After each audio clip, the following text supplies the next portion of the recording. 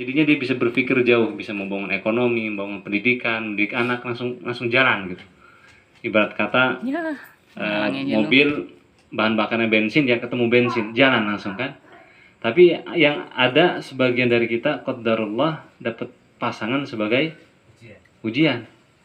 Sebagaimana ada seorang istri yang mulia tapi suaminya itu adalah suami yang paling buruk. Itu istri Firaun dapat siapa? Firaun. Istrinya disebut di dalam Al-Quran sebagai perempuan yang solehah. Tapi Firaun dikatakan sebagai seseorang yang paling membangkang. Jadi nggak ada penjahat itu sampai ngomong saya Tuhan. Firaun aja yang ngomong siapa? Saya Tuhan. Nah itu kan kontradiktif. Berarti kaidah tadi betul seperti Bapak. Tidak bisa digeneralisir ke semua orang. Bahwasanya nggak mesti kalau perempuannya buruk berarti suaminya buruk. Jadi kalau kita ngelihat nanti saudara kita ada istrinya yang nggak solehah, jangan suudzon, husnudzon dulu. Berarti ini adalah ujian. Nah, seperti itu. Kalau ke kita introspeksi dulu. Jangan tiba-tiba misalnya suami tidak solehah langsung. Kamu adalah ujian bagi saya. Jangan ya. Introspeksi dulu, bisa jadi kita tidak menjalankan amanah kita sebagai seorang suami yang baik. Padahal yang dirahmati Allah. Kemudian ada lagi yang suaminya baik, istrinya buruk. Seperti Nabi Nuh dan Nabi Lut.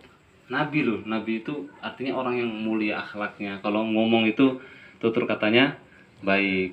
Kalau misalnya bergaul bersosial itu baik dan mulia, suka sodako, suka berderma. Pokoknya orang yang paling baik. Istrinya tetapi orang yang kafir. Bukan misalnya bukan lagi tidak sopan, enggak sampai sih, tapi kafir. Berarti ini adalah ujian. Ada lagi yang dua-duanya baik, seperti keluarganya siapa? Nabi Ibrahim alaihi salam. Punya istri 2, solehah lagi dua-duanya, masya Allah. Kemudian anaknya Nabi, cucunya Nabi. Dari situ lagi ada lagi cucu dari istri yang kedua, jadi Nabi Muhammad Shallallahu Alaihi Wasallam. Nah berarti keturunan yang baik. Ada lagi yang suaminya buruk, istrinya buruk. Disebut lagi dalam Al-Quran, Abu Lahab dan istrinya. Tabbat yada abi lahabi watab, ma aghna anhu maluhu wa ma kasab. Enggak berguna semua hartanya. Abu Lahab itu ganteng, kaya, klimis, putih, kayak artis pokoknya, punya duit, tapi kata Allah ma aghna anhu maluhu wa ma kasab. Nah, pada yang dirahmati Allah, yang mau saya bahas pada hari ini, kita ada fenomena di masyarakat suami-suami takut istri. Bener apa salah ya?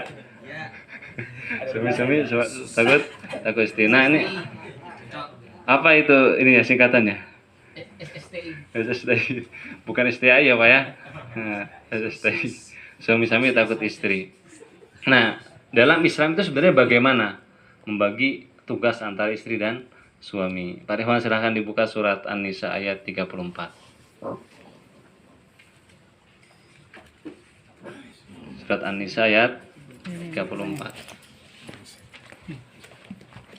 Untuk Mas Abi mau perangin. Mas asli.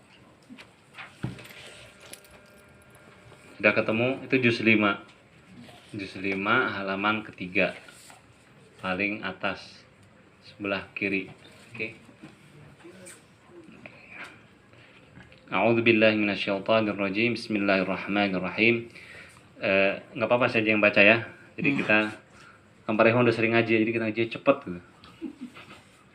Ar-rijalu qawwamuna 'alan nisa'i bima faddalallahu ba'dahum 'ala ba'd. Sesungguhnya laki-laki itu qawwamun. Qawwamun artinya adalah orang yang mengatur.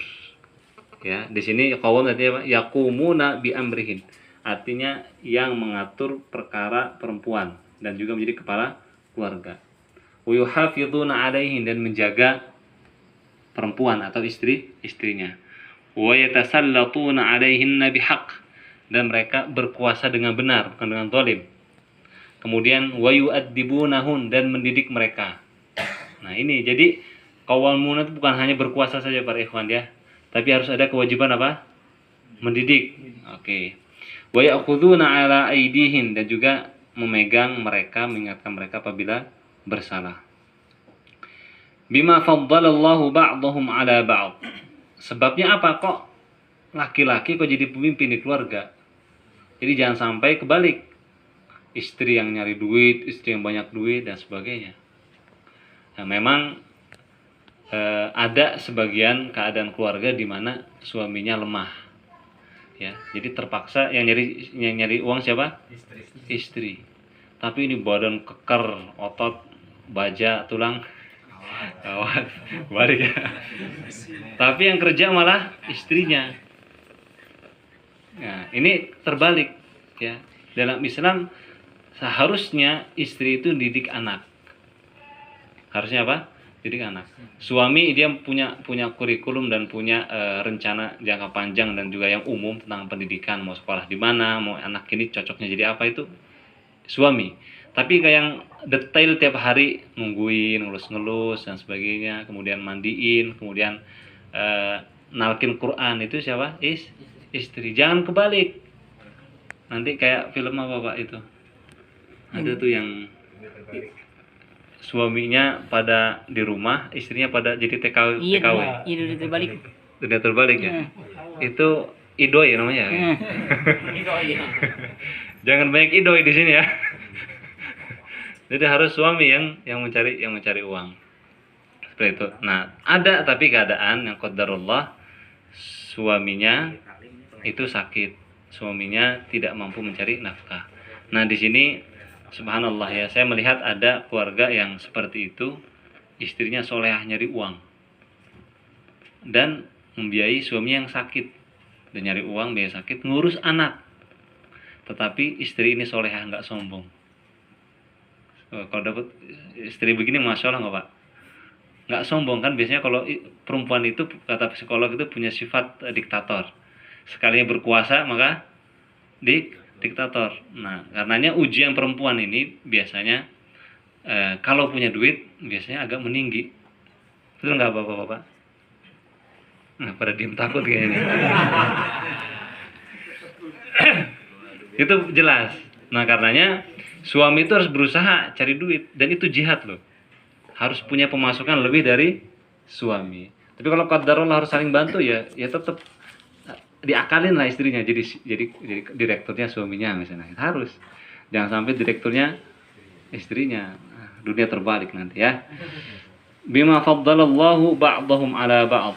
Ya, dengan apa perempuan itu laki-laki itu mempunyai kelebihan. Yang pertama karena mempunyai kelebihan secara jasad ya, jasad atau bentuk tubuh juga akal. Jadi laki-laki Allah berikan kemampuan akal lebih dari perempuan. Ya, karenanya nabi-nabi itu laki-laki perempuan. Laki-laki. Yang khutbah Jumat laki-laki perempuan. Imam sholat. Nah, seperti itu. Karenanya laki-laki itu mempunyai kelebihan akal. Bahkan untuk syahadah misalnya untuk saksi, satu laki-laki itu berbanding dengan 2 perempuan. Nah, seperti itu. Dan dalam Islam kelebihan ini bukan berarti untuk menindas. Beda yang difahami sama orang-orang orang Eropa, orang Amerika. Berarti tidak sesuai dong, atau tidak menyetarakan, tidak ada keadilan. Tidak, Islam itu memahami laki-laki dari Allah Subhanahu wa taala punya kelebihan ABC. Perempuan juga punya kelebihan ABCD. Nah, bentuk perempuan itu cocoknya untuk di mana, Pak? Di rumah. Bentuk laki-laki cocoknya di mana? Di luar. Nah, jadi jangan dibalik. Nah, Islam itu memposisikan laki-laki sesuai dengan fitrahnya, memposisikan perempuan sesuai dengan fitrahnya. Masa iya laki-laki mau nyusuin anaknya? Kan nggak mungkin. Perempuan suruh bawa batu, bawa sebagainya, tidak mungkin. Kemudian yang kedua, karena laki-laki itu mempunyai kewajiban menginfakkan atau menafkahi istrinya. Nah, karenanya dia berhak menjadi pemimpin. Karenanya kalau sudah terbalik, ya otomatis goyang ini. Karena dalam syariat saja di sini oleh para mufassir dikatakan kenapa laki-laki itu jadi pemimpin, karena dia ngasih duit. Kemudian laki-laki yang memberi mahar. Nah, jadi kebalik tuh kalau ada di sebagian suku yang ngasih mahar siapa? Nah, itu kebalik. Jadi jangan salahkan yang ngasih mahar istri, ya pasti yang lebih berkuasa adalah istri. Nah, ini laki-laki yang datang ke mertua maupun deg-degan Pak dulu Pak ya. Sekarang udah terlatih belum Pak? Jadi kalau terlatih pengen yang kedua biasanya. Iya. Oke. Jadi sebabnya adalah karena yang memberikan mahar dan infak adalah laki-laki. Bima faddalallahu ba'dahum ala ba'd wa bima anfaqu min amwalihim tuh.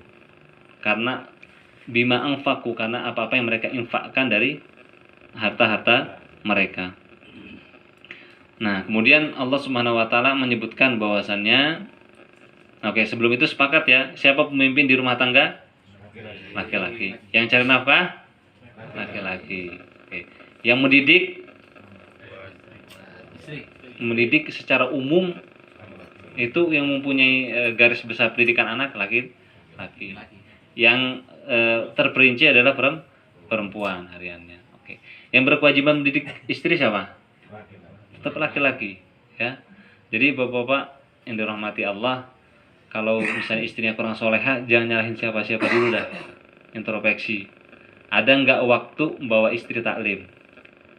Ada nggak waktu duit untuk ngasih istri buku?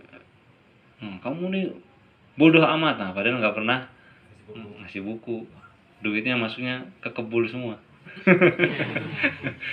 Harus, misalnya biasa satu box ya, kurangin untuk buku untuk istri ya, seperti itu.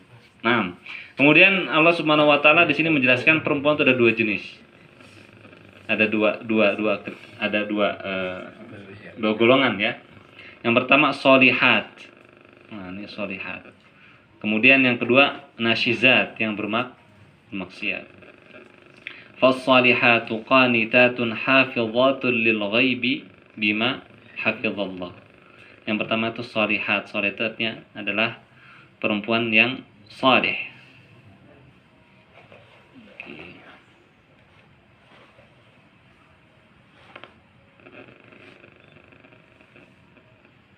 Hafizat artinya yang menjaga. Qanitat itu yang taat. Jadi perempuan-perempuan itu salih dirinya ya kepada Allah Subhanahu wa taala. Kemudian qanitat, taat kepada suaminya. Kemudian hafizatun lil ghaibi bima hafizallah, dan juga menjaga hak suaminya ketika suaminya tidak ada, anaknya dan juga harta-hartanya. Kemudian qanitat artinya adalah yang taat. Sebagaimana sabda Rasulullah sallallahu alaihi wasallam, sebaik-baik perempuan adalah yang apabila kamu melihat maka kamu bahagia. Masya Allah. Melihat apa-apa bahagia. Jadi istrinya senyum gitu. Nah, karena istri itu harus menghadirkan kehangatan di rumah. Suami pening pulang, lihat senyum istrinya sembuh. Nah, ini adalah perempuan yang sholihat. Kemudian hafizatun lil ghaibi, yang ketiga menjaga ketika suaminya berpergian. Jadi suami pergi itu tenang, istri saya nggak bakal nakal.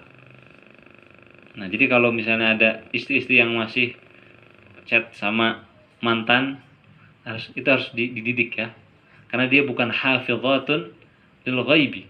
Kalau zaman dulu hafizatun lil ghaibi itu yang penting jangan keluar rumah, selesai kan.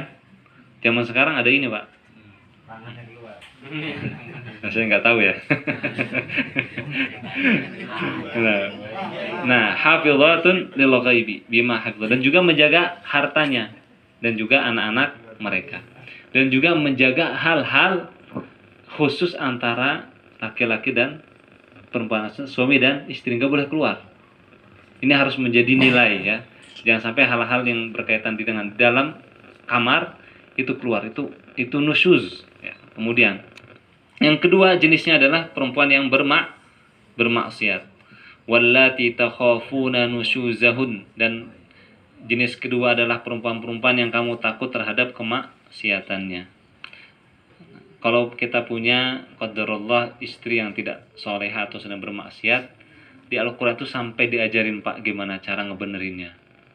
Bukan dibawa ke tukang pukul, tapi di sini lihat bagaimana Islam mengajarkan kita islah atau memperbaiki istri-istri yang bermaksiat. Pertama, fa'idhuhun, dinasihatin, bawa taklim, ini tidak baik, tidak benar.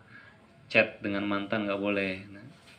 Karenanya saya banyak melihat keretakan rumah tangga itu apabila tidak menjaga handphone, ya. Nah, di sini harus dinasihati dulu pertama. Kemudian wahjuruhunna fil madaji, ditinggalkan di tempat tidur. Syekh saya pernah bercerita bahwasanya gurunya dia itu kalau ada masalah dengan istrinya diem aja, habis itu tidur di mana Pak? Di ruang tengah. Istri itu kalau digituin itu udah rasanya masalah itu bagi dia sudah sangat berat. Nah, istrinya biasanya gengsi, tapi lihat aja, lihat ikutin berapa menit. Istri saya kuat, saya tinggal tidur sendiri. Nggak sampai 10 menit. 2 menit ngintipin, kasihannya suami saya katanya. 3 menit diintip lagi. Akhirnya diselimutin Pak, selimutin. Nah, begitulah Islam mengajarkan, dan berarti Islam itu paham nggak psikologis perempuan? Paham. Nah, karena yang menurunkan apa? Allah Subhanahu wa taala yang menciptakan laki-laki dan perempuan. Wadribuhun, dan dipukul. Hati-hati ya memahami ayat ini ya Pak. Habis ngaji ini kebelet pipis pulang bawa pukulan. Wadribuhun ini bagaimana? Nah, kata para ulama, wadribuhun artinya memukul tanpa meninggalkan bekas. Memukul tanpa meninggalkan bekas. Diterangkan mukul cuma gini doang. Nah, begini doang. Itu walaupun pelan Pak, sakitnya ke dalam bagi perempuan. Nah, bagi perempuan ya. Kalau laki-laki mah nggak mempan gitu. Atau pakai siwak. Sakit nggak Pak? Nggak sakit. Karena tujuannya bukan menyakiti, tapi memperbaiki. Tetapi yang lebih utama, kira-kira harus sampai ke sini nggak Pak? Enggak. Seorang laki-laki seharusnya bagi suami bagaimana dia bisa berkomunikasi dengan istrinya dengan baik. Karena jangan sampai langkah kedua Pak, meninggalkan istri di tempat tidur. Jangan sampai, apalagi sampai memukul. Karena Rasulullah SAW mengatakan khiyarukum li ahlihi, sebagai baik-baik kamu adalah orang yang paling baik terhadap istrinya. Jadi misalnya kita ada ustadz nih misalnya, ceramah hebat, dengan temennya care, dengan temennya kalau ngasih, tapi dengan istrinya kasar, itu baik nggak Pak? Tidak baik. Bahkan justru gimana dulu dengan istrinya, dengan seseorang yang nemani dia susah, seneng. Nah, biasanya perempuan itu di awal pernikahan sabar karena masih susah. Udah umur 30-35 kan ekonomi sudah mulai stabil Pak ya. Yang harus sabar siapa? Suami, jangan langsung nambah. Ya, suami. Nah, jadi nambah itu kalau dalam ulama saya baca itu, nambah istri itu biasanya karena hal-hal darurat. Nah, hal daruratnya nanti panjang lagi, hal darurat. Tapi aslinya satu itu lebih baik. Nah, karena lebih ringan Pak. Lebih ringan mendidiknya. Didik satu aja susah, apalagi didik dua. Kemudian fa'in ata'anakum fala tabghu 'alaihinna sabila. Kalau mereka perempuan itu sudah taat, jangan cari-cari jalan untuk menzolimi, untuk biar kapok kamu gitu misalnya, atau sengaja cari jalan supaya dia tuh dipukul. Jangan sampai itu kezaliman. Innallaha kana 'aliyan kabira. Allah Subhanahu wa taala itu kalau habis memberikan pesan itu setelahnya ada sifat Allah yang disebutkan yang sesuai dengan apa yang disampaikan pada ayat tersebut. Di sini sesungguhnya Allah itu maha tinggi. Nah, ente jadi seorang suami jangan sok-sokan, mentang-mentang tinggi, zalim terhadap istri, mentang-mentang yang ngasih nafkah tapi tidak memperhatikan hak istri. Kabira lagi maha besar. Kita tuh sangat sangat kecil. Terakhir, kalau sudah permasalahannya ruwet, apa? Ruwet. Wa in khiftum syiqaqa bainihima. Ini khitab atau pesan ini disampaikan kepada seluruh umat muslim.